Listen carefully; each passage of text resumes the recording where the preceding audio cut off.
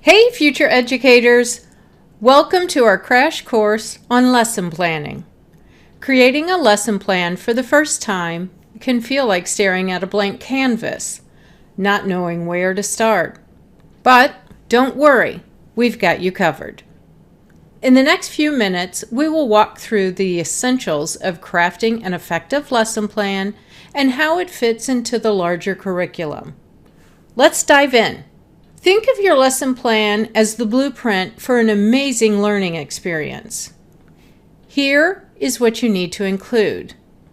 You will need learning objectives. These specifically lay out what you want your students to achieve. Materials. Always plan ahead and make sure you have everything you are going to need on hand. Procedure.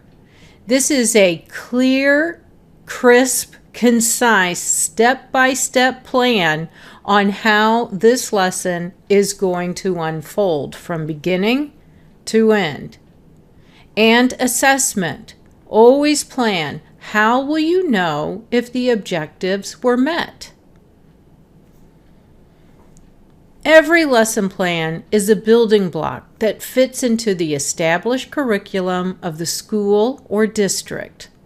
Here's how to ensure your lessons align with the larger educational goals of your educational environment. You will first need to understand the curriculum standards for your school or district.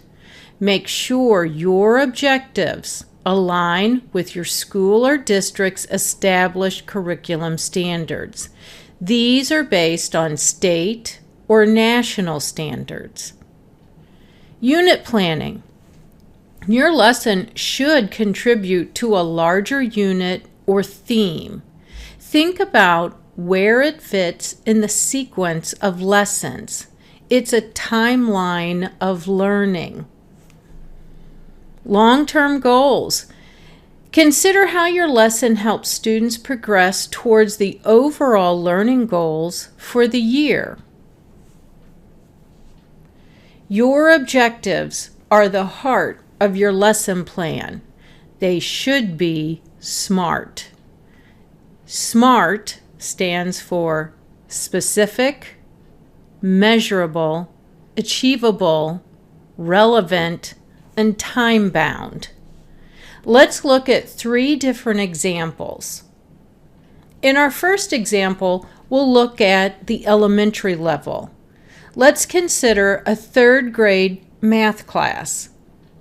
The objective for a specific lesson might look like this. By the end of the lesson, students will be able to solve addition problems involving 3-digit numbers with 90% accuracy. Let's look at another example. Let's take a middle school science 7th grade class. An objective for a lesson might look like this. By the end of the lesson, students will be able to explain the process of photosynthesis and identify its stages using correct terminology with 85% accuracy on a quiz. One more example. Let's take a look at a high school English language arts lesson plan. An objective might look like this. By the end of the lesson, students will be able to analyze the main themes of a given poem and support their analysis with textual evidence in a written paragraph with at least 80% accuracy according to the rubric. Each of these objectives are specific, they are measurable, they are achievable, they're relevant, and they're time-bound, making them effective for guiding student learning and assessing progress. When you are approaching a lesson, there are multiple steps in the process. Let's break down the basics of the lesson planning process. You're going to identify your topic and grade level. This is the foundation of your lesson, knowing what you will teach and who your students are. Set your learning objectives. These objectives will guide your lesson and clarify what students should know or be able to do by the end. Plan your introduction. Never underestimate how important it is to hook them in and engage your students from the start with an interesting hook that captures their attention. Design your main activities. These activities are the heart of your lesson, where the core learning takes place. Prepare your closure and assessment. Wrap up your lesson by reinforcing key points and assessing student understanding. Also, consider differentiation strategies. Know who your students are and ensure that all students can access the content by planning for diverse learning needs.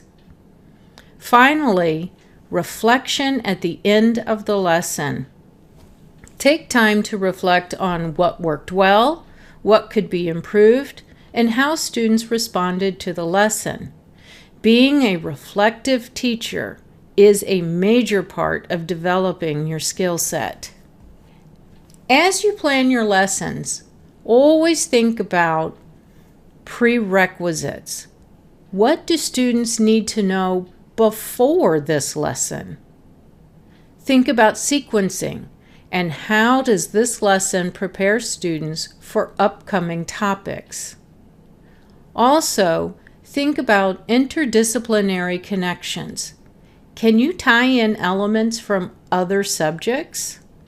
Here are some mistakes to watch out for, some common pitfalls that you might want to avoid. Over-planning. Don't try to put too much into one lesson. Think about timing. Always allocate more time than you think you'll need. Don't forget about transitions. Smooth transitions throughout the day will help students stay engaged. And don't ignore differentiation. Plan for the individual students you will be teaching and think about the various learning styles and abilities that each of your students have. Lesson planning is a skill that improves with practice. Don't be discouraged if your first few attempts aren't perfect. Remember, even experienced teachers are constantly refining their plans. Want to see more videos like this? Hit that subscribe button, and if you found this helpful, give us a thumbs up. Until next time, future teachers, keep learning, keep growing, and get ready to inspire the next generation. You've got this.